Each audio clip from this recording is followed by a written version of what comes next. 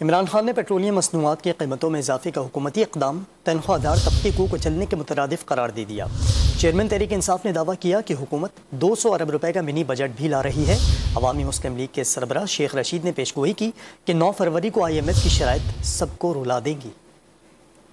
Petroleum مصنوعات میں ہوش ربا اضافے پر تحریک انصاف نے حکومت کو نشانے پر رکھ لیا۔ PTI چیئرمین عمران خان نے ٹویٹ کیا کہ امپورٹڈ حکومت نے پیٹرول اور ڈیزل کی قیمتیں بڑھا کر تنخواہ دار طبقے کو کچل دیا۔ بجلی اور گیس کی قیمتوں میں 35% اضافہ۔ اب حکومت 200 ارب روپے کا منی بجٹ لا رہی ہے جس سے مہنگائی مزید بڑھے گی۔ سابق وزیر خزانہ شوکت طرین نے پیٹرولیم مصنوعات کی قیمتوں میں اضافے پر مہنگائی میں مزید اضافے کا خدشہ ظاہر کر دیا۔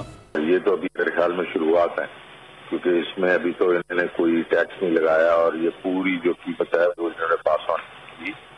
یہ ابھی آج ان دنوں میں جیسے ہی IMF آئے گا یہاں، آپ دیکھیں گے کہ یہ اس سے بھی زیادہ بڑھائیں گے۔ یہ 855 ارب روپے کا کو وہ چلنا ہے اپنا، انہوں نے لیوی اکٹھی کرنی ہے پورے سال میں، تو اس لیے یہ بڑھائیں گے، یہ لیویاں بڑھائیں گے، اس پہ سیلز ٹیکس لگائیں گے، لوگوں کی جو زندگی ہے جیرن کریں گے۔